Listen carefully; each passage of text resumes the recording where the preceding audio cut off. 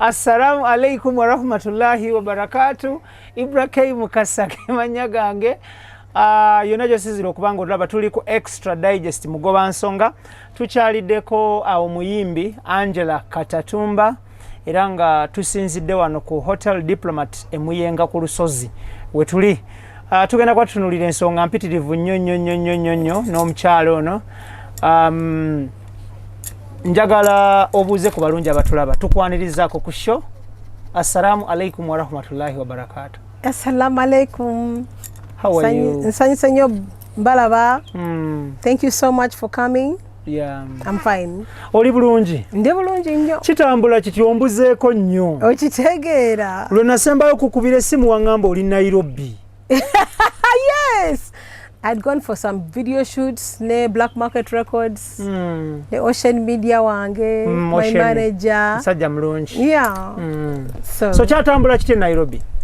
Kyatambula bulungi nnyo. Bulungi nnyo. So wano wali wati embera eri etya lockdown ekutwala etya?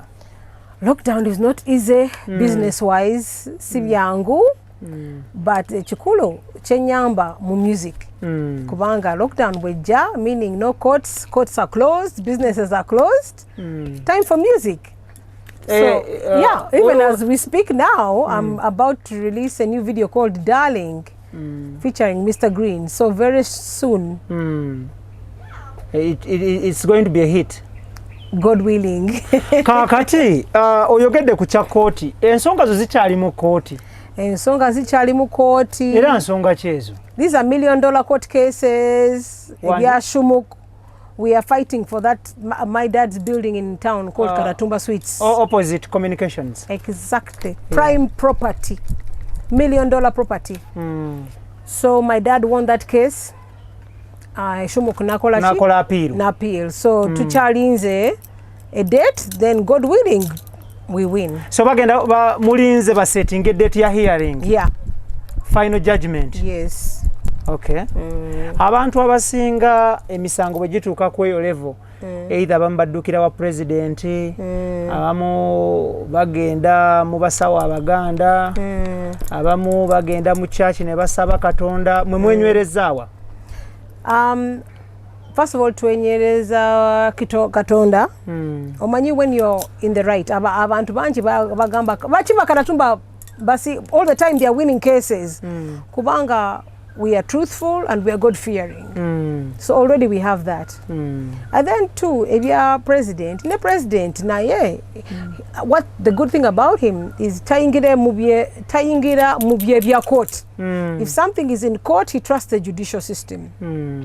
So we are waiting and we are prayerful and we have the facts in our favor. So we're just waiting.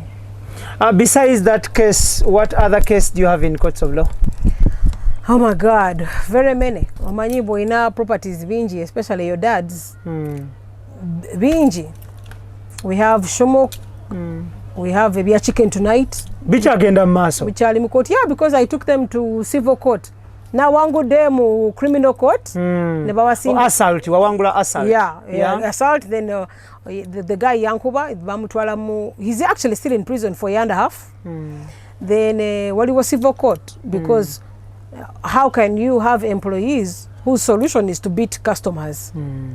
So they have to pay for that. The management have to pay for that unprofessionalism. Then waliwo twin brother wange na Rajiv Ruparelia bingi, but God willing tujja kwangula. Issue yo n'ekirabo ky'emmere oba restaurant oba hotel. Wasaba millions eziri abnormal. 600 million. 600 million is abnormal. To who? Okusinziira ku kyatuukawo. Kubanga tebakujja mu liiso, tebakutemako omutwe, tebakumenya mukono, tewa losing nails. Do you still have any scar of that incident on your body? No, I don't have a scar, thank God. That is good. And I praise God for that. But Omanyi, I could have died. Because the fact is, never down, and I was knocked out unconscious for almost 2 minutes. Omanyi, I could have died. And it also depends. Who are you dealing with? You know, I value my life. So dealing abantu who don't value their lives. I value my life and I know my worth. You know, so I could have died that day. Radio died in such a similar circumstance. I know. And AK-47. Thank you very much. So you're waiting for me to joke? These are matters of life and death, so I have to take it very seriously. So sente zembuza si sente nyingi, you know, according to my life. Milioni rukaga. 600 million, eh? Yeah. Lwe rukaga mu Luganda. Mu Lukaga, yeah. Thank you. I'm like, IBRAH. Oba baneno zimanyi bazita milioni rukaga. Bada simanyi 600 million. Kakati, Angela, olukaga luno. Singa balukuwadde God willing. Abasiramu tugamba inshallah. Inshallah. Singa balukuwadde otesetese kola otya. Oli wakola ko pate, oli wagulako motoka, oli wakola ki? Ogenda ku vacation, ogenda kukola ki mu lukaga luno? Tewali pate. Tata waffe, unfortunately, we are far 2017. Machas yatulekera properties bingi. The hotels, the island, properties abroad, Katatumba village bingi. Tuino kuzimaintaininga, tuino kuzirenovatinga. Yeah. I've just renovated Hotel Diplomat 12 rooms. I've just renovated them. That's a lot of money. There's a lot of work to do. Ochitegera waliwo bintu bingi byakola. So automatically sente zijagenda back into to be invested into the properties. Gwe tolieko wadde eyali mu incident. Yeah, of course, I thank God, you know, I have to give a tithe, you know, call a tithe, okwebaza Katonda for being alive. Lindako. Esente za kocho osobola okujjako ekimu eky'ekkumi. I'm not understood. Sente zino.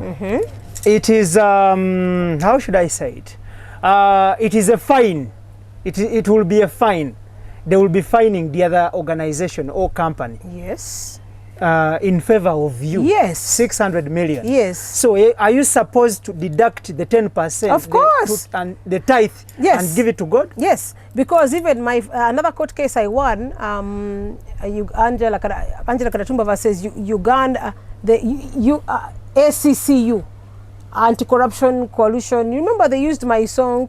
Yeah, I remember. Let's Go Green. And I won the case and I was awarded 55 million. Yeah. Anything you win, according to God, you thank God that you won because you could have lost.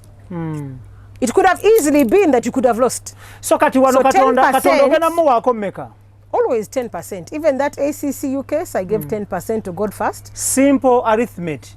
Abatwala mmeka Katonda? 10%. Za million mmeka? If it's 600 million, 60 million. Isn't that 10% or 6 million? Yeah, 60 million. Yes. To thank God. Osabirawa? Catholic. I'm a Catholic. So Kansanga Catholic Church. So jogenda okutwala enkage? Of course. It's important. Onakola follow up ku sente ezo, accountability bazisasanyiza batya boziwadde? I trust the Catholic Church. Omanyi aba Catholics bali so organized, bali so straight. Olaba amapera house okitegeera. Extradigest mugoba nsonga tutebwamu sente baganda abaffe aba Al Meridian nga bano badiringa mu ku creatinga labor company manyiddwa nga Al Meridian egenda kubanga ekukwasaganya ogende kata okuba ekyeyo era nga nkugamba nti naawe ali ekkata ng'onoonya mulimu. Call that number abo eya Al Meridian oberenga oyogera nabo mutambulizaawo ekintu. Wane Kampala basangibwa wali entinda nga wakava ku Hardware World yawo nokkiriramu wansi awo ku Kafene stage. Kiriramu katini nyawo jjo kubanga obasanga era bakubire namba y'essimu eri wansi awo. Obassa ekyo genda ku Facebook ononye Al Meridian oberenga oyogera nabo. Ate nga baganda baffe aba Roast Coffee Academy abawangalira Abu Dhabi UAE bano nga batendeka ba baristas abakabi bakugamba bekwate buli kimu kitambule bulungi nnyo. Roast Coffee Academy baguddewo etabi wane najja Nankumbi ku Stera wojjo kubanga obasanga batendeka ba baristas abakabi ate nga balina ne coffee machines ze batunda ne za highway ziri ate naawe agirina ng'oyagala gikola service beekwate buli kimu kitambule bulungi. Tuli ne Angela Katatumba. Court cases zino buli lwe zirwawo it becomes a bit costly. Oh, a bit? Extremely. Court cases are always costly. So, no matter how long or short.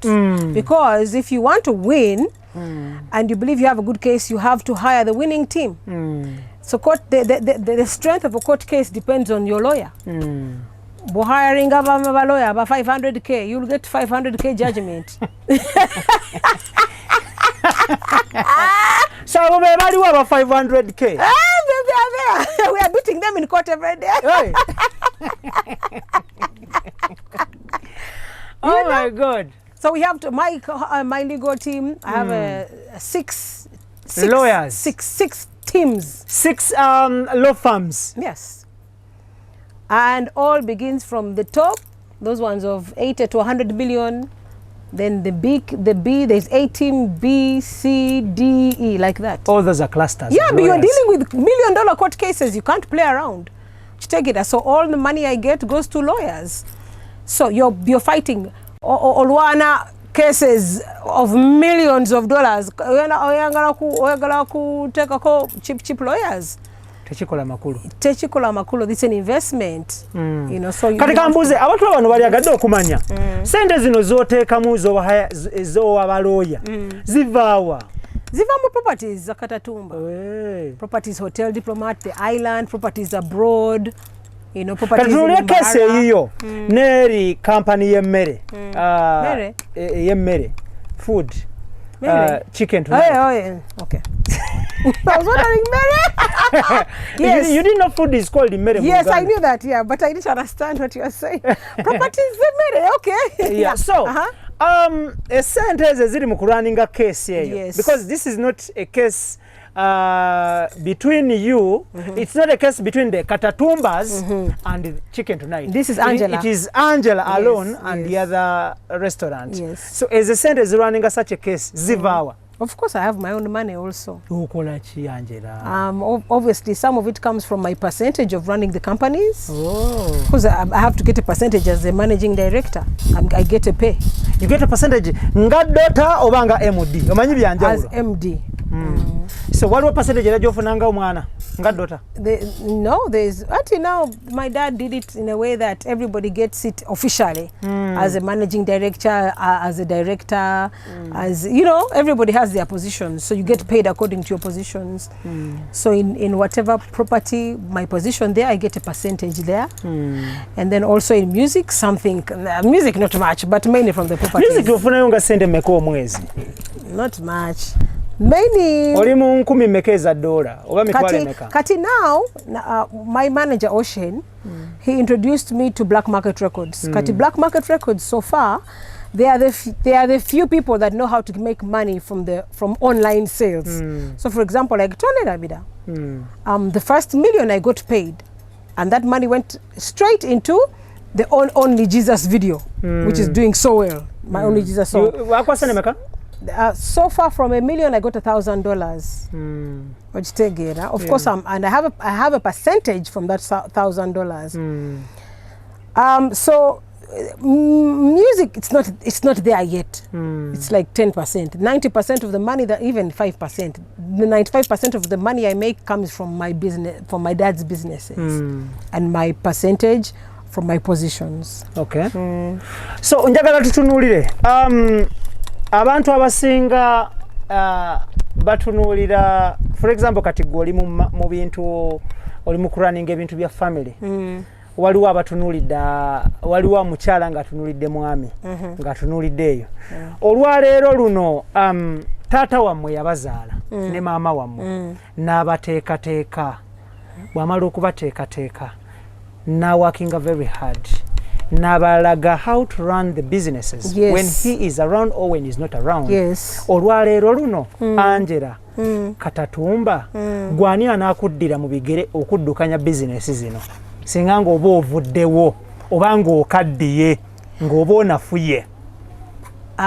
Who's going to be my heir? Who's going to be my heir? Omanyi life you plan, but the Lord is the main planner. Kubanga nze by'abaana I'm not ready. Ate sigenda kuzaala abaana kubanga pressure abaana Uganda. Sijja kikola. I will do things on my time. But for now, you never know. Mama wange akyaliwo, brothers bange bangi. I have my elder brother, Alan Katatumba. So we have Rujurwa, Ken, Ian, Jay, Dennis, bangi. So there are very many, and they have their children. So options are many, and people are many that my dad had in place.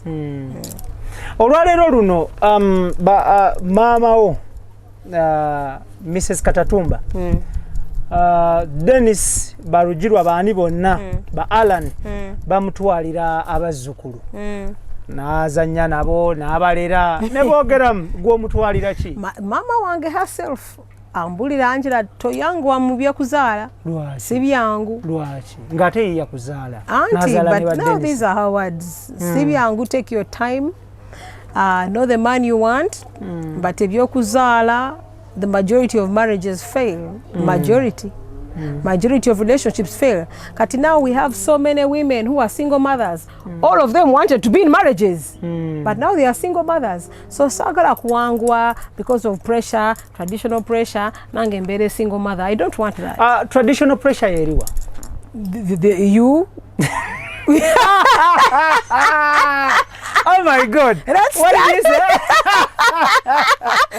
start with you. Then abantu bonna Angela muzaladi Angela nzala when I'm ready. Period. Which take it? It is just that simple. When I'm ready and if I want, and when I want. So just you see, life tell copy and paste. Kubanga the whole village of Zambia did it. The whole village of everybody has to do it. Another whole.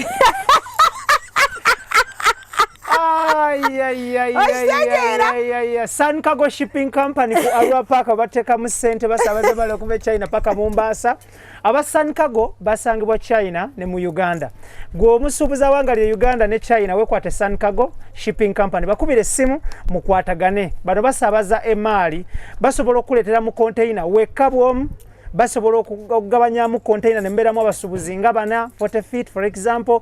So gwe tofaayo kasitobera ne maali nga yakuva China kujja Uganda wekwate aba San Cargo Shipping Company basangibwa ku Arua Park ekizimbe Fortune Plaza omwaliro gw'okubiri SF0 ne SF0 ne SF12 mujja okubasanga ate nga yo Dynafarm bagamba nti ekikwatagana ne endabika y'omuntu ekikula ky'omuntu obulamu bw'omuntu byonna babirina gwe buli kyoyawulira nti oba oyagala kulabika otya oba otya wekwate Dynafarm bayina products nga ziri natural bazikola mu natural products strictly natural temubeeramu additive yonna tebalina kyebongeramu natural products 100%. Dynafarm basangibwa ku Kamukamu Plaza Entebbe Road wano mu kibuga Kampala ojja kubanga obasanga ne branches endala mpitirivu zisoba 20 across Uganda. So wekwate Dynafarm buli kimu kitambule bulungi nnyo.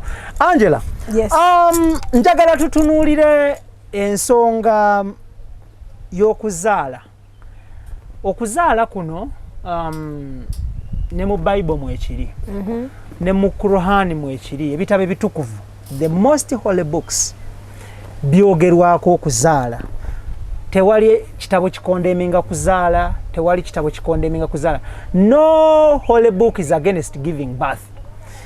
Olwaleero luno bwe weetunuulira, look at yourself. Oba waliyimiridde namwe abantu ne bakulaba. When you look at yourself, olowooza ki ekikulemeseza okuzaala? Ki ekikusibya okuzaala? Nothing. Just I will do it in my time. Even in the Bible, I believe, is it in Moses, where even there is where God says, if I would love for you to honor me with all your heart and soul without distractions. You know, there's also that part where the Lord is also encouraging you to be on your own, no distractions, no wife, no children. Do you know that? Yeah. So it depends. You know what I'm saying? There is no law that says you must give birth. And there is also no law that says according to timing, just live your life, be happy. You know, the majority of people that have given birth, unfortunately, are happy and are sad. You know, you expect the children to become the Obamas. They end up drug dealers and thieves. You know, it's a gamble. It's a gamble. So giving birth is gambling? It 100% is a gamble. Because are you sure that your kid is going to end up the president of the United States of Uganda? I don't know. How do you know he won't end up the drug dealer of Kawempe? It's a gamble. So it's fine that it's a gamble, but a lot of people think that giving birth, it's automatic, your legacy. There are so many kids who have said, Dad, I don't want your legacy. Let me do my own thing. You know what I'm saying? Olowooza ngenda kubuulira nze ebya age sibyogera. Lwaki oyogera myaka gyo? Because it's not worth it. I find no benefit in kwogera your age. You have politicians, the minute you say your age, you've lost the position. You have nego toli mu nabyabufuzi. Okay, that's politicians. You were performing artist. You have Olympians who lose $1 million contracts just because they are 18, not 17 or 19. So for me, from childhood, I found no benefit in advertising my age. Just oinokuntwala bondaba. Period. Okay. Take my ability and take me the way you see me, not to calculate and put in a box. Yeah, she's doing amazing things, but she's only 18. So, ebya age temuli makulu. Just take a person as they are. Okay. Njagala tutunuulire bisaanizo ki bye weetaaga mu musajja? What's bisaanizo? The qualities. Qualities. I want njagala omuntu ali God fearing, ali hard working, ali understanding. Ebintu bino njagala obiteeke mu Luganda. Oyinza okufuna omusajja eyo nga oyinza okusanga omusajja abirina nga tamanyi Luzungu. Kale. Kubanga we are in Luganda. Ate abanyankole. Nabo bateeremu paati y'olunyankole. Ate bakyoli. Olumanyi. Okay. Nze kyenjagala omusajja very hard working. How is hard working in Uganda? Ng'akola nnyo. Akola nnyo. Ali God asaba Katonda. Good. Because that means he has a moral compass. Someone ali understanding. Understanding kubanga understanding no size fits all.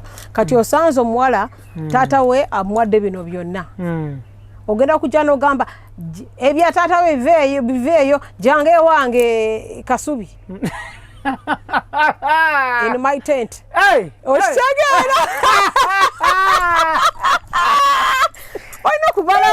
Hey! Yes! Hey! So somebody understanding, because not it's life abantu by no kumanya ntino life is not one size fits all. Because it worked for her, it won't work for her because she's like this. You know, people are different. Kati bwokidi ntino bantu bali different. So omusajja toyagala gwa kugambe nti leka ebintu bya the late His Excellency Katatumba jangwe ne Kasubi tokkiriza at all. Ate mbirekera ani yabindekera kati mbirekera ani okitegera common sense. So ebyange challenges bingi abantu tebategeera. Okitegera I'm not looking for a man to save me, to be my security, to save the day. I just need someone to understand, to work with me, to kolagane, and we make things great together. Not to come and say jange wange because tradition says I'm a man. But you're a man with nothing. Alright, kati tutunulire omusajja ono in terms of center oyagala ali atya? Kikulu okusanga omusajja who's on my level or higher. Kubanga bwolaba omusajja ali not on your level, insecurities bingi. I've dated men that are not on my level, insecurities bingi. That's another problem. So ekyo wakiraba kati tokyakiddamu? Nakiraba and a lot. Because insecurities bija, then they don't feel man enough, then I don't need those issues. I just need someone to understand on my level or higher, someone I can learn from, someone who can take me to a higher level. oyina ebintu bya taatawo, we take them from this level we take them to a higher level. Somebody like that. Oli bwajanaga nti mutundeko mwekulaakulanye. What's that? What's kunya? Sell of some property, we invest that money somewhere. That's my thinking also. I also want to sell some, because we have a lot of land in the village. We have a lot of land. So that's my thinking already, to sell some things to make the existing properties better. So I would love such a man. Kati, abasajja bano bozze odating abatali ba class yo. Roughly balinga bameka. Without mentioning names, balinga bameka. They are there, but stressing, nenduka banange, stressing. Insecurities. It's not easy to deal with insecurities, eh? But they're like how many? Roughly, to a rough estimate, roughly. Balinga like 30. Yeah.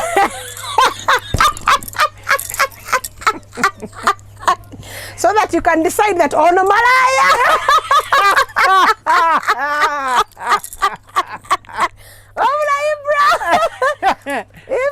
IBRAH, no, they're like how many? They are there. They know themselves. They are there. They know themselves. No. What I want here, we should not mention anyone's name. But you want to know how many? Yes. So they can say, Angela has dated 30 Mvira. They are there. They are there. So, Jebali. Balinga bameka. Ojuze emikono ebiri.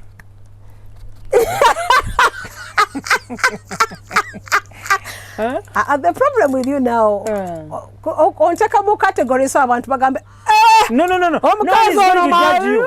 By the way, Terry agenda kusalira musa. No one is going to judge you. Do you know Bana Uganda baterera. Whenever they on Facebook, they are there. They are the judges, jury, everything. Tubamanyi every day. Tubamanyi. Nedda just chimanyi, you know, they are there. Ate sirirabo, so is it an even number or odd number? They are there. Eyasembayo yali wa mwaka ki oba mwezi ki? Asembayo? The last one. Those ones who feel insecure. Yali wa banga ki? The one you last dated, you're feeling insecure and are below your standards. When did you last date that person? They are recently.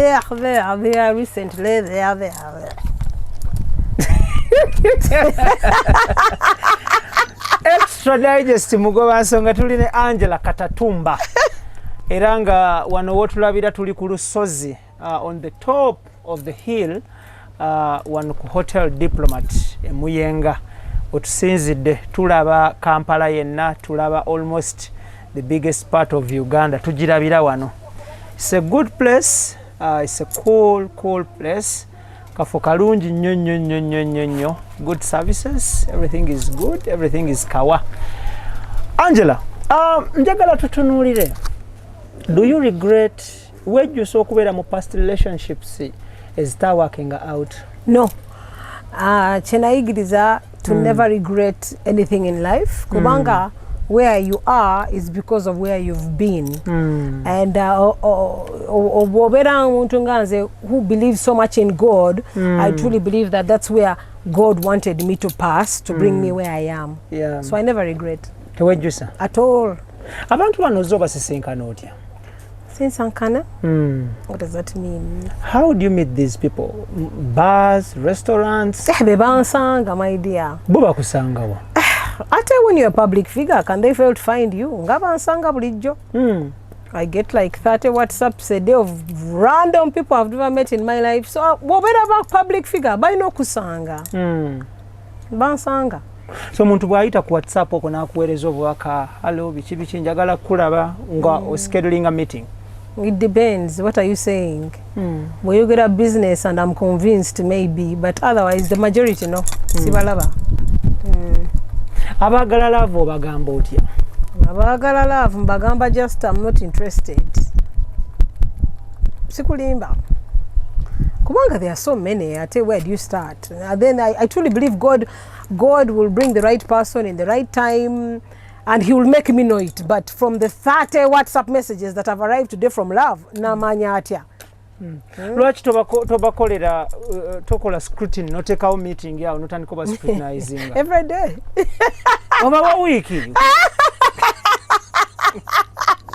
nenda bambi the people I take seriously are those who come on a business tip that makes sense okitegeera you can tell abali ya kisiru abali serious you can tell ebyo kisiru byebiro I just love you paka last will you marry me today bigambo kye basinga okugamba ebikutaninga off nga kwagamba nga wakowo biwulira tokyayagala biwulira bigambo kyebyo bingi bingi but I shouldn't be omanyi sagala kubeera an ungrateful person kubanga it's an honor to be sought after, to be loved, for men to struggle and find your number. It's an honor. So sagala kuchifula like it's a problem. I thank God for that because who am I? Abalala, they are looking for attention and they are not getting it. So the fact that I have an overload of attention, I thank God. So let me not turn that into a negative when it's a positive. So never Katonda. But I'm always polite. Nengamba kale, thank you, like that. Bigambo kye bisinga okusanyusa abasajja bye boogera. Niwo bato omwagale. Naye ng'ebigambo bisanyusa. Nga bw'obiwulira mu matuugo. We are traveling. I'm taking you on a trip tonight. Ebyo oyagala nnyo biwulira. Yeah, but you have to follow up. I've sent you the money, pay for the ticket. We are flying here today. Yeah, those are the ones. Waliwo ababikugamba. They are there. I've sent you money for a ticket. Wichi we meet in this country. They are there. Ngoli nyango again. Of course. I'm not seeing this I Hey, Roji, tosobola ziri anotagenda. That would be so cheap. Babera serious nga sasudde ticket. Wichi nga things are serious. Visa wichi. Ngangenda, but I go in my own hotel nendaba because it's happened before. Ngolaba muyayenga you enjoy your holiday not dayeka. So botukeyo kigwa kitya? We gauge. Obali straight, obali genuine. Go, you watch. So how many trips of that kind have you had? Many. One. I paid for the ticket, I paid for everything. First class hotel. Oh yeah, very many. Many trips.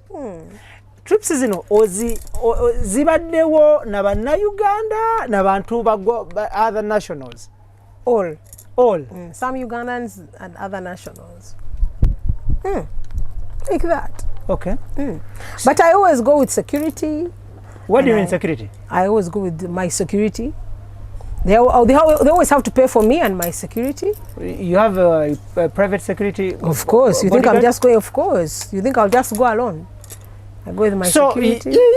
So Muntu Bwasasude yourself with your security in a first class hotel. What do you lose? Business class. Others even pay for shopping. So really, what do I lose?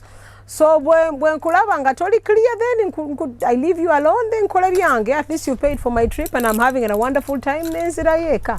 So bw'otuukeeyo n'akusanyusa kiggwa kitya? Yeah, then we talk. Then we start conversations.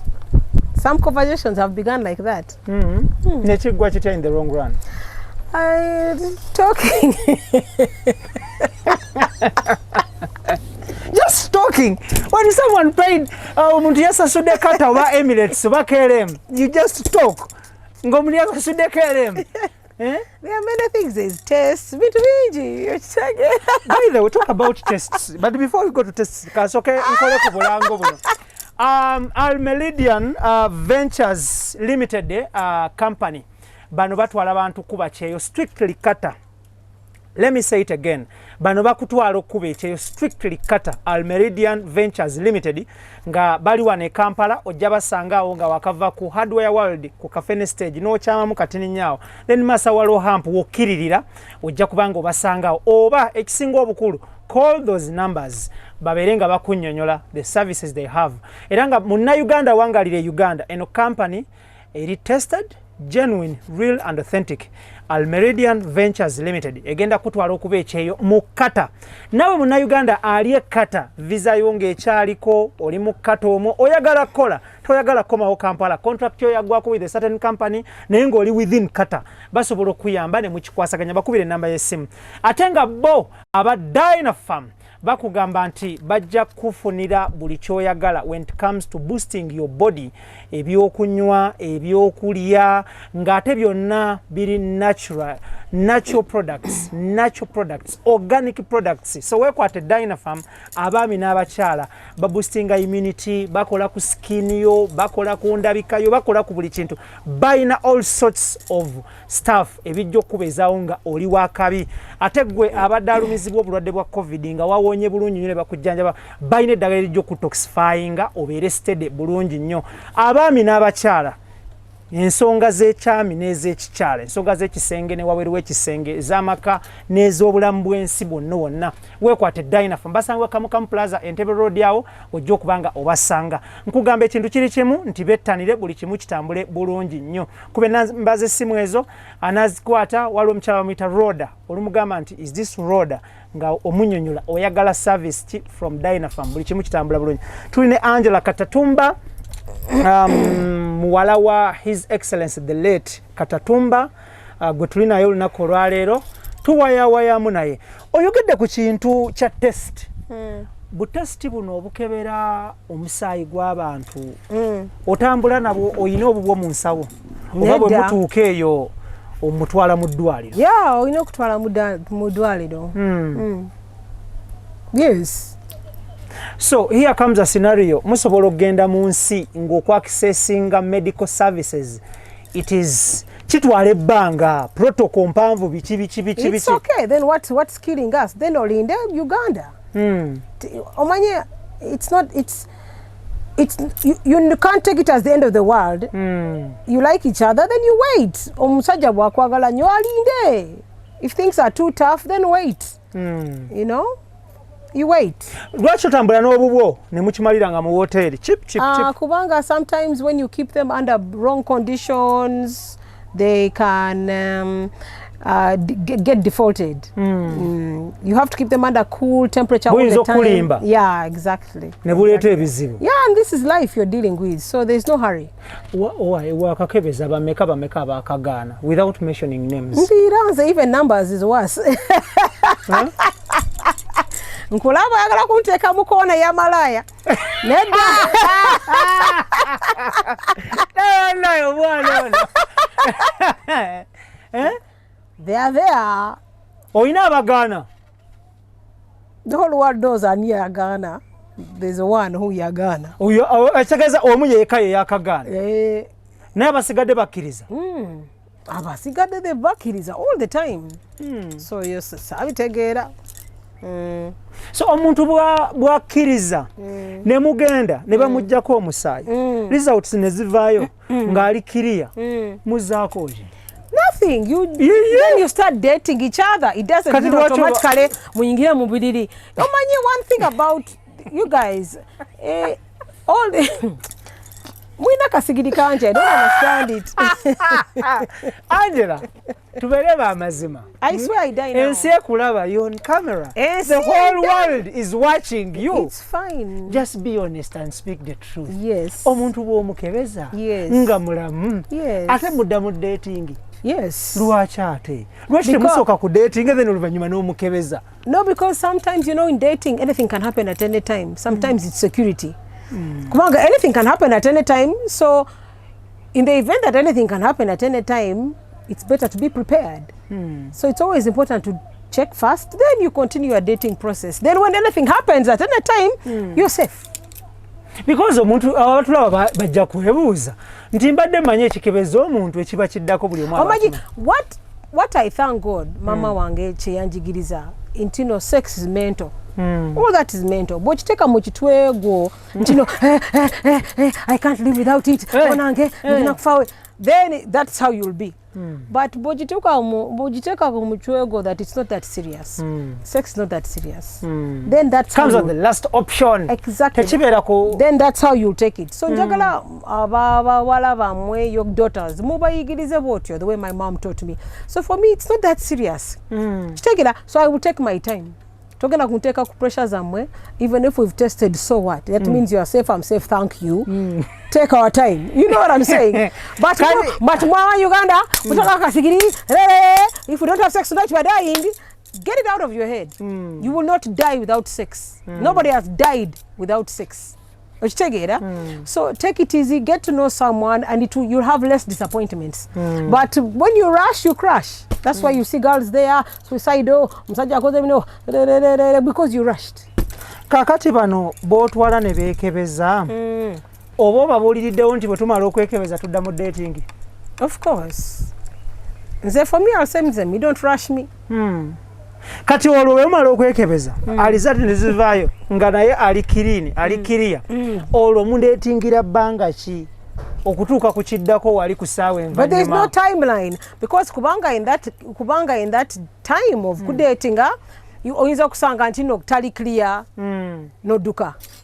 Clear in terms of what? I've had a number of guys where we've tested, then during the dating process, olaba tali steady. In terms of tali what? Clear, in truthfulness, in now you have women, transparency, women are now calling problems. The guy didn't tell you he was married, now you found out he's married.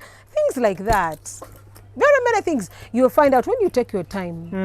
But more rushing, ngobingira and you enter that kavuyo and you start fighting each other. Okay, njagala tutunulire issue ya mukedde ku macha mu datinze. Ebintu tebiwakinze out. You come out and tell the person nti nkutadde. But dating ebintu that what? And things don't work out. How do you jump out of it? Easily. By WhatsApp, email, call? Face to face. No, face to face. Face to face is the most polite and most human way, I think. You say, I'm sorry, things are have not worked out. You know, let's have some space. Banga chepanvu, erikyasembe okubeera epanvu lyomaze nga teweenyigidde mu kikolwa kya bufumbo. What? I've not understood the question. Ebbanga ki erisembayo okubeera epanvu? That's what? Banga is time. Yes. Obuwanvu is duration. Yes. Banga ki lyosinza okumalayo epanvu? Yes. Nga teweenyigidde mu kikolwa kya bufumbo. I've not understood. Teweenyigidde kuchola kuche? Without taking part in the act of big people. Sex? Yeah. I've told you. My mom taught me. How long? What is the longest period you've taken when you're having sex? And years. Years is not time. Years is time. There is no years. You either said 1, 2, 3, 4. Okay. Yeah. Years, some good years. Like how many? So you're asking me how long have I taken without having sex? Yes. The longest time you've ever had. Without having sex? Yes, in your life. Years, even 5, 6 years. You're not sure if you say even okay. 5 or 6, yeah. 5, even 6. It's not that serious, you people. So me, my focus that my parents trained me was to hustle, make money. If it comes to men and sex, take your time. And the more time you take, better for you because you're studying the person. So that's why within that period you're studying them, you'll find things come up. Things come up in that studying period. No duka. So sex is not oxygen. And stop teaching our children that sex is oxygen. You can take even a decade. Or even 10 years without sex. Ojakufa? No. You know, but without money you will die. Hey. That's the truth. Because without money you won't have food. Without money you won't have shelter. Without money you won't have clothing. You won't move. You won't move. So without money you will die. Without sex, please, you can't die without sex. So it's a mindset, and I thank my mom so much for that mindset. She mentally prepared me. That's why it's not easy for basajja bano kunkunzanyirako. Kubanga nzemba what time? Okay. Katuumulemuko kati nekibuuzo ekiddako njala kibuuza mu break eddakaawo kiri so important obutakiruuzinga wano. Roast Coffee Academy trainer Tiger ali Abu Dhabi Alwada Mall Airport Road. Bano batendeka ba baristas abakabi. Mu mbeera eriwo okuba nti waliwo okuteganyizibwa mu ntambula. Nkubiriza mu Uganda awangalira mu UAE United Arab Emirates nti genda baku trainingire ku Alwada Mall awo Abu Dhabi trainer Tiger kikwasaganya. Ate gwali e Kampala nawe asobola okutambula oba okwaccessinga abantu bano basangibwa awo Najjana Nkumbi ku Stera wakati wa chachi aba Advent ne Nyondo Club awo ojjo kubanga obasanga batendeka ba baristas noberanga oqualifyinga okukola mu restaurant oba hotels zonna okuvira ddala a 1-star or a no-star hotel paka ku 7-star hotel. Ategwa ina coffee machine nga yafa bajagikola service. Ayagala okugula coffee machine bazitunda. Nawe ayagala okugipangisa ugikozese 1 to 2 days bazi hiringa weziri. So bekwate atenga Sankago Shipping Company bajja kusabalize mali okuva China paka Mombasa munaku 18 nchidam okwewala abafere call that number. Either Muonge Ibrahim yajikwata oba Malcolm e China. Sankago teba transacting ila business ku Facebook nchidam teba transacting ila business ku Facebook. So olibo yeri mbikanga ise mu Facebook nti wa Sankago mufere. Sankago teri ku Facebook te operating ila ku Facebook. So nchidam either genda ku offices zabe kwa Arua paka ku Kizimbe 14 Plaza oba kube namba ze simu ezo ajikwata ate kwa kubeera Malcolm ngali China omulala ngali Kampala ye Muonge Ibrahim. So nkugamba bekwate buli kimu kitambule. Tuline Angela Katatumba. Angela, njagala tutunuulire. Yes. On average, have you ever been used by a man for their selfish interests and they walk away? I thank God that I have never given a man that opportunity because of my mother's advice of taking my time. Kubanga, when you take your time, you watch obalaba. The truth comes out when you take your time. But boyangu, when you rush, you crash. So you've never been used? I thank God I've never. Have you ever used any man for your own benefits and interests? Be honest. Forgive me, please.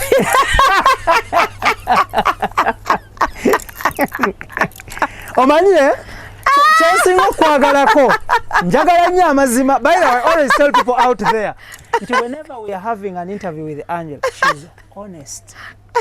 She speaks the truth. I know. She doesn't beat around the bush.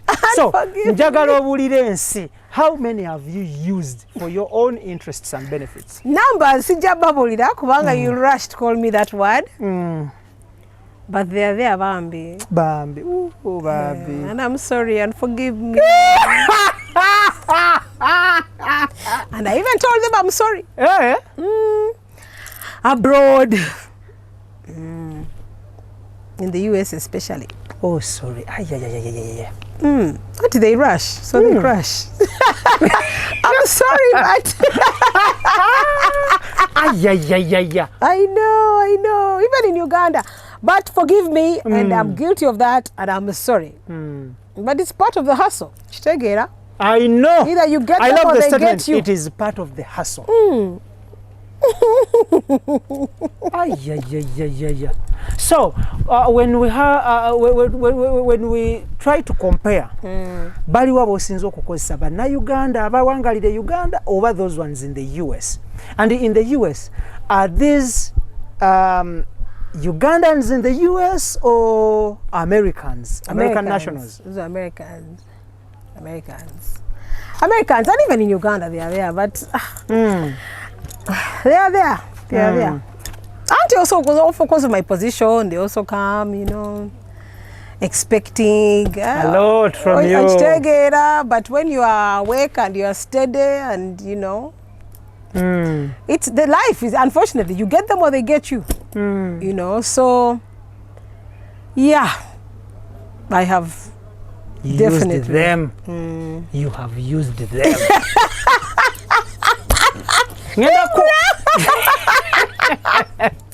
Ngenda kuwayo edakika ezi okole kye bayita official apology. Njagala tusooke n'ey'Oluganda nga weetondera abasajja be wakozesa e Uganda wano. Njagala eyo ogikole mu Luganda. Yes. Tumale tufuneyo n'ey'Oluzungu for our English It's audience. okay. The floor is yours. Oletamu Katonda, Katonda nsonyiwa. For those that have used. Kosa Oluganda, tusooke tufuneyo Oluganda. Nsonyiwa Katonda. Abasajja be nakozesa. Mwebali. Mu Uganda ne abroad. Nsonyiwa. But that's life, that's the hustle. Kubanga nabo basajja bulijjo every day bakozesa abakazi. So bibaawo.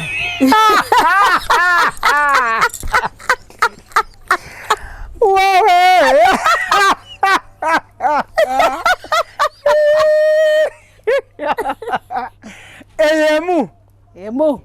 Apology. Accepted. Amen. Tufune y'Oluzungu.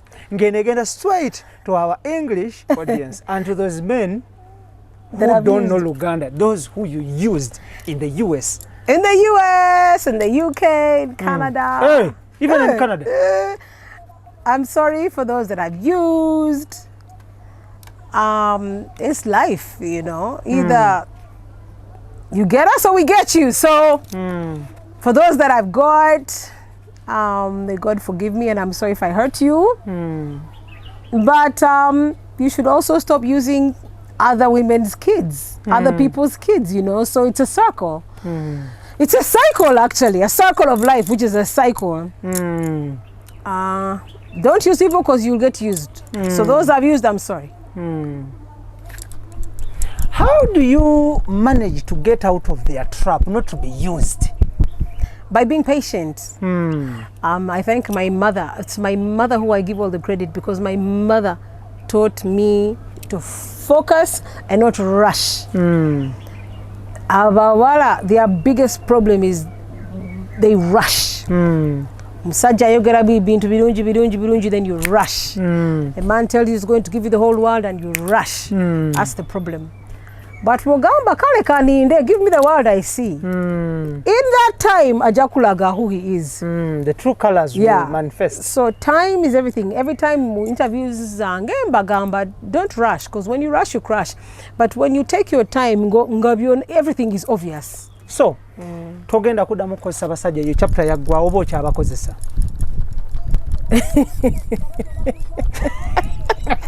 Are you telling me to stop living? What are you saying? The hustle must continue, man. I know. The hustle just must continue. The way abasajja bakozesa abakazi every day. You know, this is just life, you know. Are you telling me to stop living? No.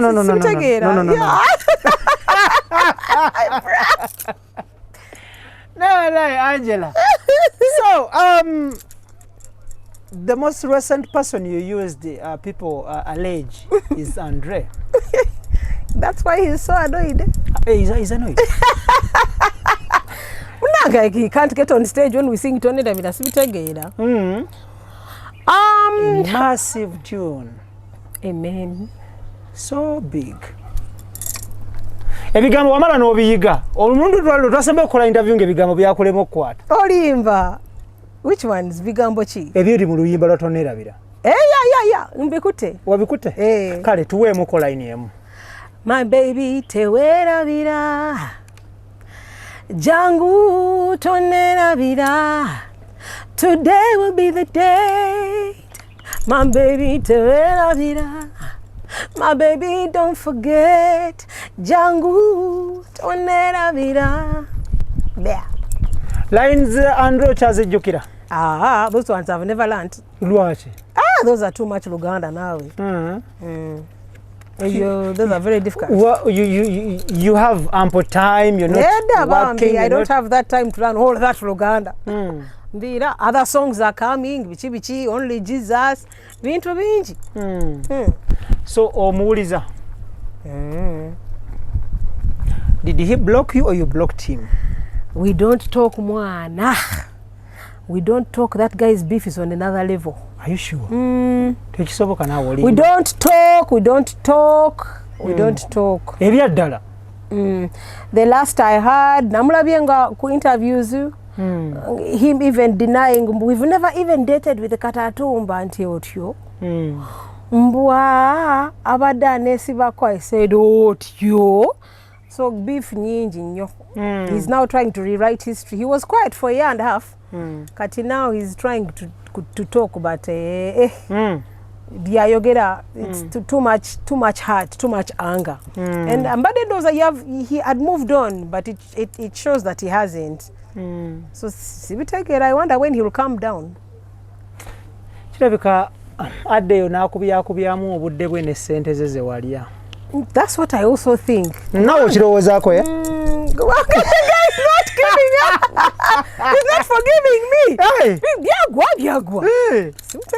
Simtegeera. You know, what's funny in life is there is that moment when you have your time alone, you and your heart, and you start meditating.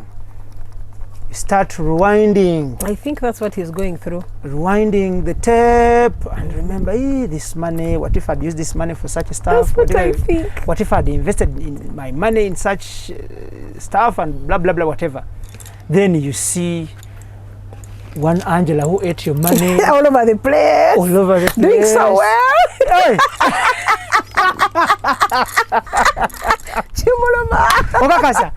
I swear. That's what I think he's going through. Because that money was too much. In 2 months.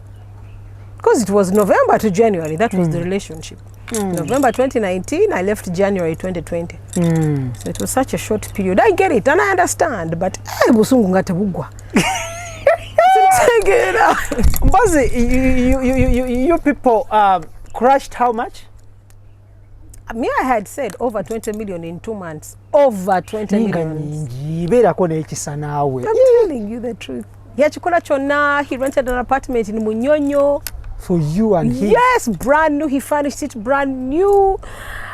Every time we'd go to trips up country, he'd put me up in first class accommodation. But not touching. Hotels. Just hugging, kissing. It ended there. You know? He did it all. He did it all. Writing a monster hit. Monster hit. It's a monster hit. A monster hit. He did it. He did everything. So roughly, you think you people splashed over 20 million? I'm telling you, I stopped counting at 20, but it was over. If you count, maybe towards 30. I'm telling you, he spent so much on me. So in the long run, what did he achieve? Auntie, I get it. So when imagine in the new apartment in Munyonyo, fully furnished, brand new everything, and then the lady leaves. So even you can't be happy. And I know it, and I'm sorry. But I blame him. If he just did what he needed to do, we wouldn't be where we are today. So I also feel sorry about that. But that's where we are. Kwebyo nayongerako n'oluyimba. Okitegeera. N'aluyimba, n'aluwandiika, n'aluproducinga. I know, with all his heart. I know. Trust me, if there's one thing I feel sad about, it's that. But I don't blame myself, and I thank my parents for that, because they taught me to be strong, to be independent, and not to rush. You know, so that's where my mom's advice comes in handy. Because had I rushed, I am not sure what tears I would be crying right now. You know. So someone watching us would love to know. Do you regret chewing his money? Never. Wanji? That was an investment for being with me. That was his investment. Dynafam bebatutekamu ssente. Dynafam basanga kamu plaza awo ku Ntebe Road. Ojja okubasanga. Dynafam badiringa mu products z'abaami n'abakyala ate nga ziri natural, ate nga ziri organic. Weekwate aba Dynafam. Call them obabuulire kiki weetaaga omwami n'omukyala ayagala okulabika obulungi, okunyirira n'okutereeza omubiri gwo n'okuboostinga immune system yo. Nkugamba Dynafam weeri okubanga ekolera ekintu ekintu kino basangibwa Kamukam Plaza awo ku Ntebe Road nga wakava ku bitaala awo katini nnyo ojja okubanga osanga aba Dynafarm ate nga bo aba Almeridian Ventures Limited bakugamba nti gwayagala okukolera ekkata ng'oli munnayuganda wangalira Uganda n'awangalira ekkata yeno kampani yokegenda okutwala straight away okole ekkata ate buli kimu kitambule bulungi basangibwa awo Ntinda nga wakava ku Hardware World ku Cafe Stage n'oyingirako munda awo katini nnyo bagiyise Almeridian Ventures Limited bajja kutwala ekkata okuba ekyeyo straight away bali kata wokka tebakulimba muganange ali ekkata n'awangalira Uganda osobola okubeera ekkata n'obakubira essimu nti ndi mu kkata muno munoonyeza omulimu ne bakikola naawe ali e Kampala bajja kubanga bakikwasaganya so Almeridian Ventures Limited bajja kubanga bakwasaganya mu kintu ekyo tuli ne Angela Katatumba kakati Angela yakublocking ku WhatsApp oba teyakublocking WhatsApp just check. No, I'm blocking a long time when I left. I just was annoyed. It's me who blocked him. Then on social media, it's him who blocked me. So fena twa blocking. 50-50. 50-50. Okay, kakati abatulaba bano baagala kumanya relationship kijo kyasinze kubeeramu nnyimpi. Nyimpi? What does that mean? What has been the shortest relationship you've ever been in? Could it be that one? It could be that one. Of 2 months. It could be that one with Andre. 2 months. 2 months?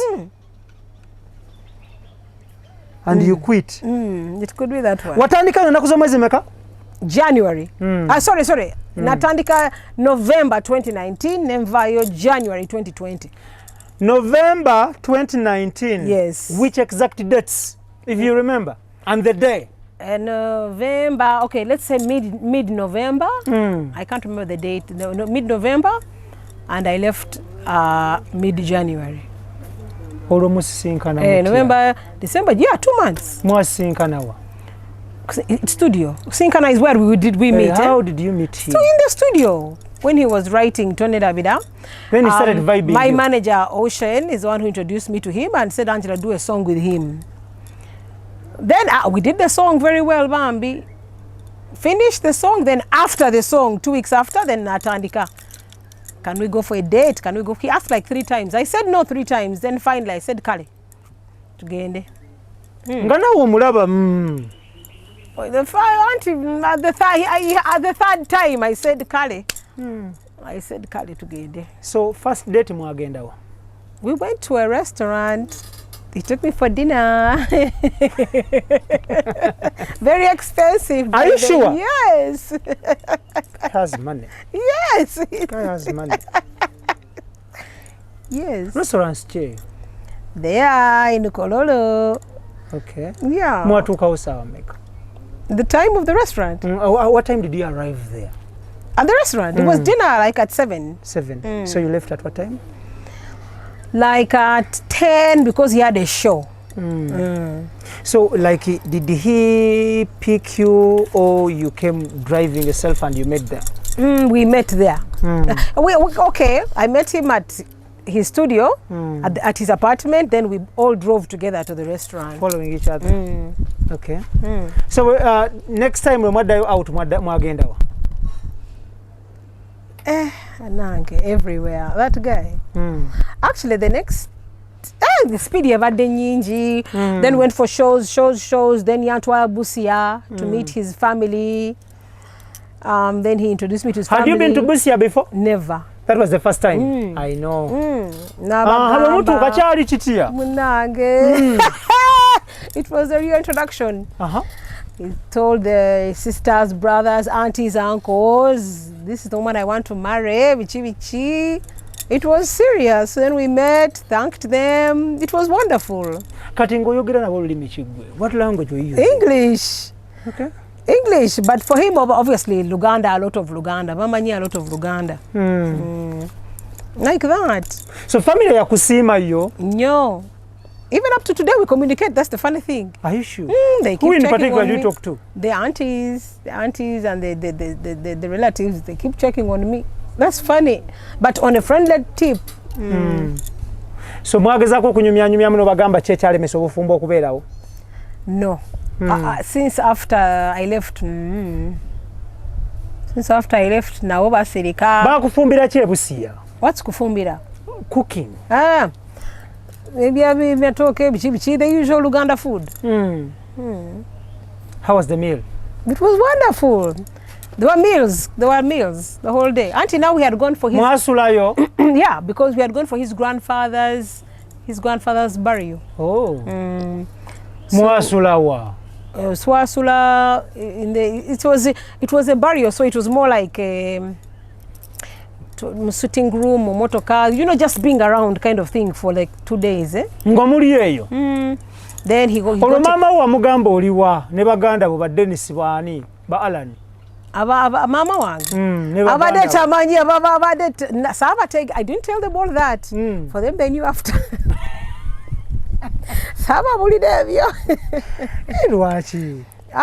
Did you go with your security this time? No. No, actually, no.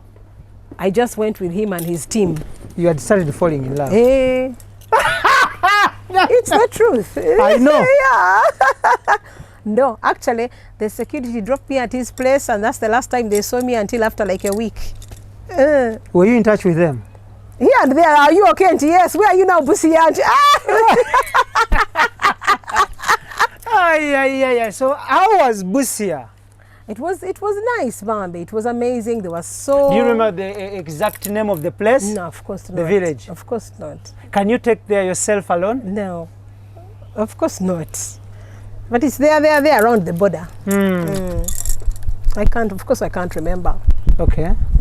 Didn't you learn their language a bit? Of course not. In 3 days, 2 days. No. So, mwafuluma ko mu ggwanga. Yeah? Did you go out of Uganda? Did you fly out of Uganda with him? No. But after Busia, then I remember I had a trip to Dubai. So I came back to Kampala, then I flew to Dubai. Alone? Alone. With my mom. Why didn't you go with him? He wasn't prepared. I think he had things to do. He had shows or something like that. He wasn't prepared. So I went to Dubai because every year with my mom would go shopping. So we went for a shopping trip. Did he facilitate your trip to Dubai? No, it was just me and my mom. So, olowooza ki ky'oyinza okumukolera okumukakkanya omutima kubanga yakunyiigira? I don't know, Mwana. I just don't know, because this guy's beef is not ending. It's like it's growing. I don't know, Mwana, but just in Saba Katonda, for him to calm down, it's not the end of the world. And to be fair, that he's the one to blame. Lwaki ate ng'ate gwe wali essente ze? But teyakola kye njagala. He refused to do the test, so what could I do? I had to take off.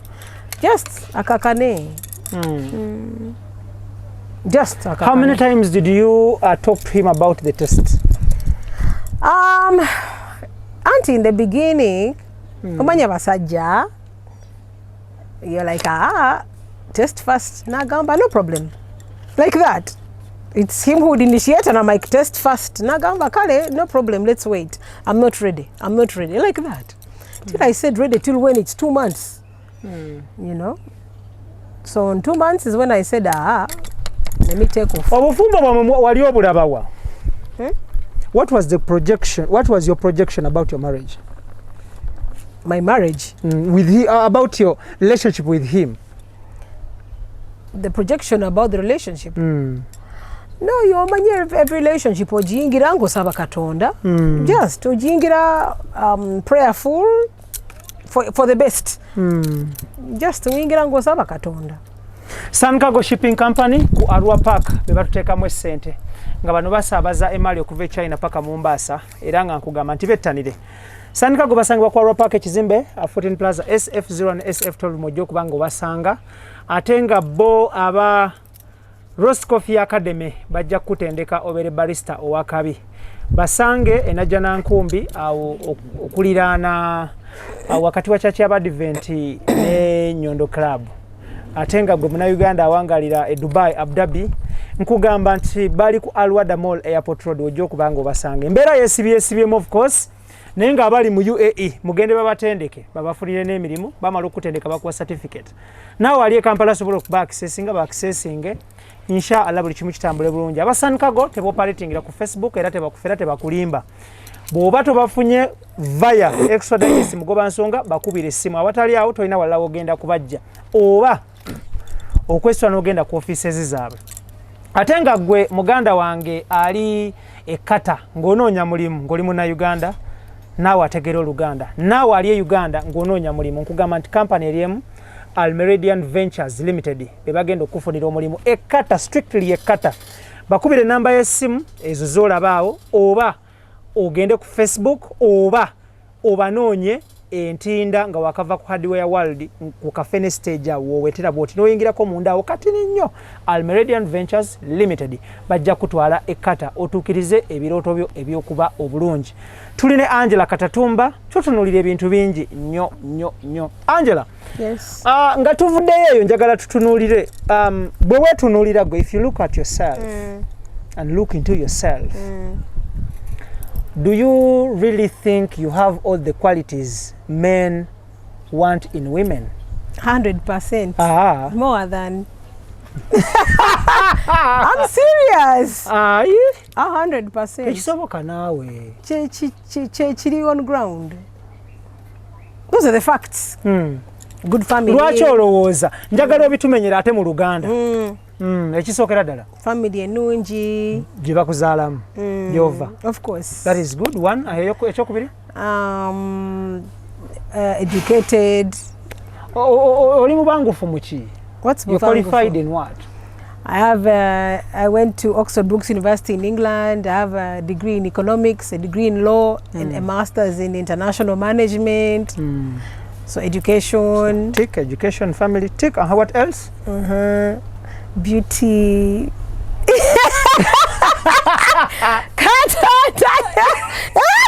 Thank you, Jesus. Tata used to say, if you don't promote yourself, you're waiting for who to promote you. I know. Omanyi, we're promoting, you're promoting, agenda promoting. You have to promote yourself. So you're beautiful. Amen. I'm asking, you're beautiful. That's what they say. No, but even my parents brought me up to feel beautiful and look beautiful. So I thank God for that. God-fearing, figure. You mean the amount of So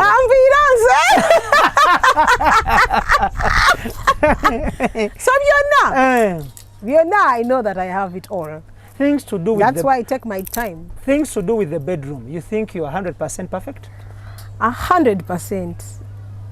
Because a lot of people think that things to do with the bedroom is all about somersaulting, physical education. No. It is mental also. I know. It's also mental. So that's where women go wrong. So they go to sengas and sengas. Have you been to a senga? No, I can't go to a senga. For what? Why? Why? To tell me, better move guma. No.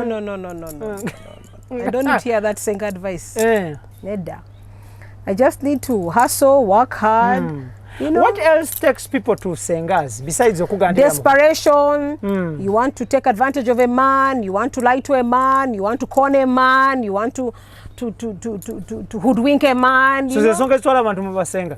Generally, yes. But when you're confident, why do you need to go to a senga? You know, for what? Abasajja bano abasinga okwagala.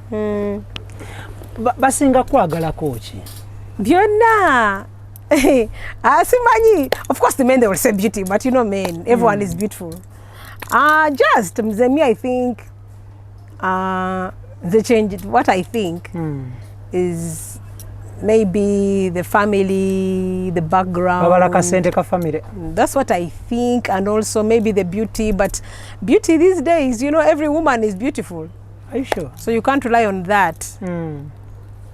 Ba exibo be wayagala kedda ne mwawukana wali ofunyeko abagala okukomawo mu party 2? I'm telling you the truth, all my exes want to come back. Why? I think because I'm just genuine, hardworking. I think some people just realize oyo mwala yabadde mulungi nnyo. That's the truth. Because all my exes want to come back. Nze mbagoba. Lwaki obagoba? Because sidde mabega. Hey. Ngenda maaso. Todda mabega. Because I left for a reason. So if you left for a reason, why go back? You know, keep moving forward. Okay.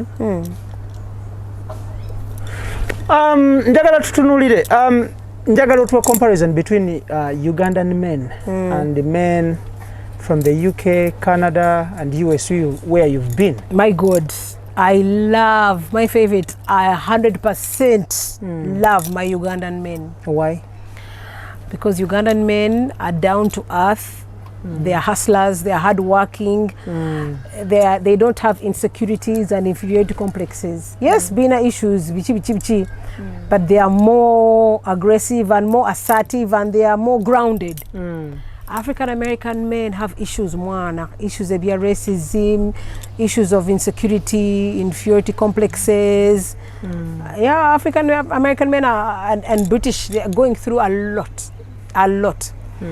So, and because of all those insecurities, then they try so hard to bring you down, you know?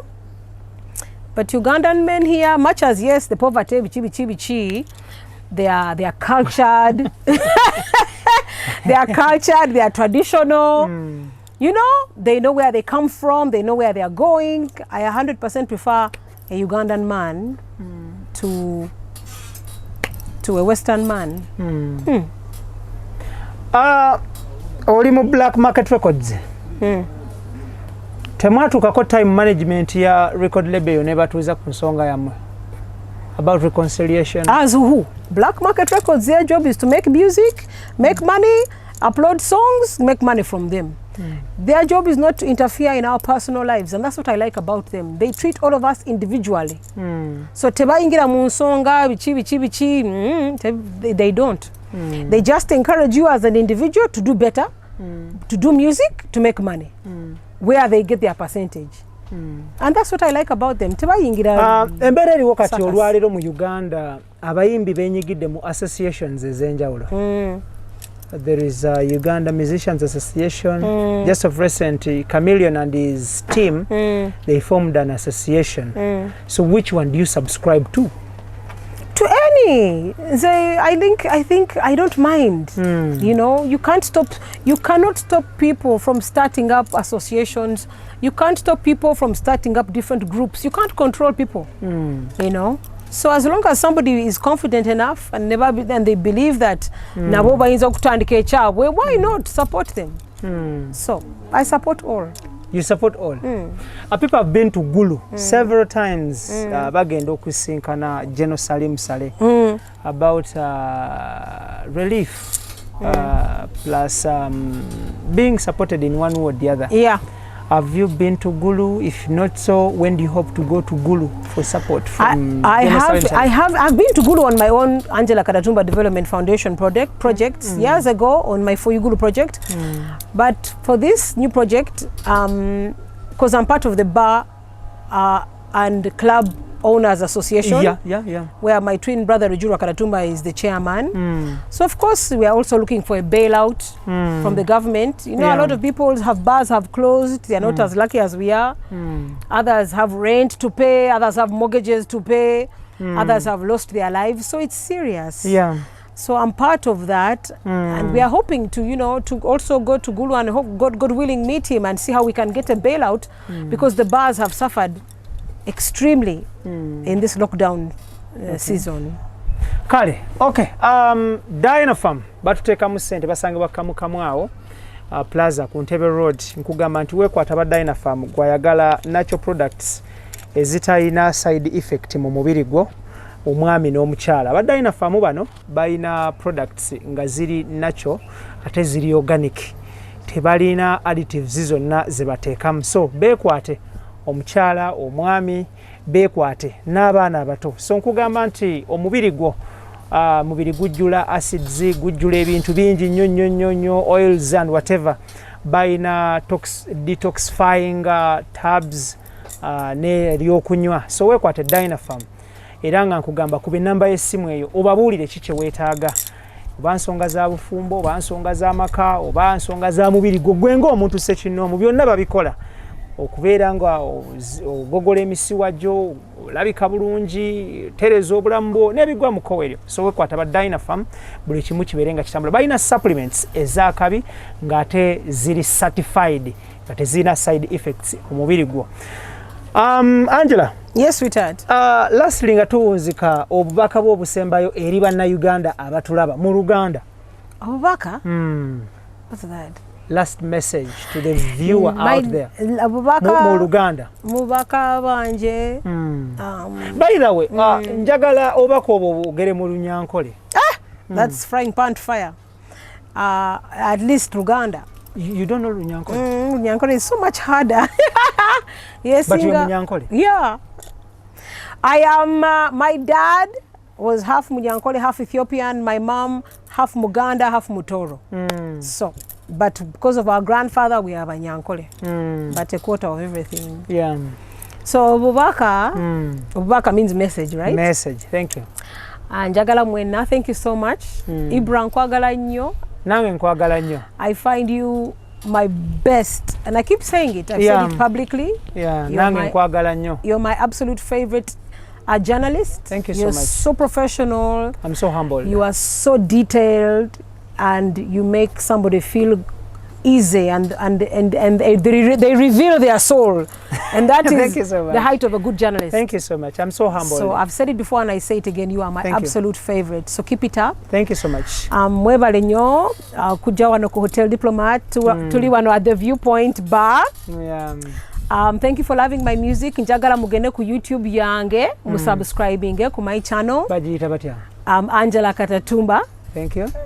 YouTube channel. Enjoy My Only Jesus. Nino oluyimbo olupya called Darling that is about to drop in a few days. So mwebale nnyo. Naluyimbidde ne Mr. Green. Obubaka ngobuweerezaani? Obubaka? What's that? Like the message in the song goes to who in particular? The message in the song is ebya love, ebitagwa. Love. You will enjoy Darling. And on YouTube channel yange Angela Katatumba, you'll enjoy Darling featuring Mr. Green. And just mwebale, enjoy Only Jesus. Njagala a lot of people are turning to Jesus in these times of lockdown, which is the right thing to do. Definitely. Kubanga yagenda he's the one who's going to save us in such a situation. Keep hopeful, keep faithful. Ate mbagala nnyo, and I love you so much. Thank you for loving Angela Katatumba. Thank you so much. Greetings to your family, the Katatumbas across the whole world. I salute and respect them. Muli bakabi nnyo. Njagala kutumira abatugoberera mwena across the whole world. When I was in Dubai, people sent me messages that tuletere ku Angela Katatumba, tuludde okumuwulizaako. We want to hear from her. What is she up to? Amen. What she's doing? So I had to look for you. Thank you. So it has been a pleasure having you on our online TV show. Thank you so much. See you again. You will. Inshallah. Amen. All right. So thank you so much, Idris Rukwago. Thank you so much, Daniel. Thank you so much, Tony. Thank you so much, Keith. And the special thanks goes to Dynafarm. Banonga bakola supplements ezakabi, bakola products ezakabi ziri organic and natural. Eriyo mubiri gwaffe, immune boosters ezakabi, detoxifying tabs ezakabi, sobola okubanga zikubeerezaamu awo. Chlorophyll bamulina, balina akabaami, akabakyala, byonna. Nawe ayagala okubanga olina omubiri ogwakabi. You need to work out, but besides working out, wetagana neddagala eryakabi eritambula n'omubiri gwo. Nga tebannaba kuwa ddagala lino aba Dynafarm basooka kukebera ne balaba levels z'omubiri gwo kukola gutya, wetaaga ddagala ki eyitaleete side effects. So nkugamba beetanire. Ate nga gwe awangalire Uganda n'awangalire Kata, nkugamba kampani emwe egenda okutwala okuba ekyeyo bagiyise Almeradian Ventures Limited, nga bano bagenda kutwala okuba ekyeyo e Kata. Basangibwa Ntindaawo nga wakava ku Hardware World n'owetako mundawo Kafenensi stage wojja okubango basanga bakubire namba ze simu ezo ali ekata nali e Uganda nkugamba bano bajja kuyamba era nga bano strictly ba operating between Uganda and Kata tebasukawo atenga Roast Coffee Academy batendeka baristas abakabi trainer Tiger Chakabinyo. Thank you so much for supporting our works. You a great man, we love you so much, we really treasure you brother. Atenga bo abasankago shipping company Malcolm ne Mwonge Ibrahim, thank you so much kututeka msente muri bakabinyo tebo operating ira ku Facebook abasankago bwe baba kufera nga bagamba nti bali ku Facebook tebaliko, so either you call them oba reach out to us tuberenga tukubulira ekyokola oba ogende ku Arua Park 14 Plaza SF0 and SF12 omwaliro ogwokubiri. Tubadde ne Angela Katatumba. Thank you so much for your time. Thank you. See you next time. Assalamu alaikum wa rahmatullahi wa barakatuh. Love you all. Blessings from the Almighty. Whenever, wherever.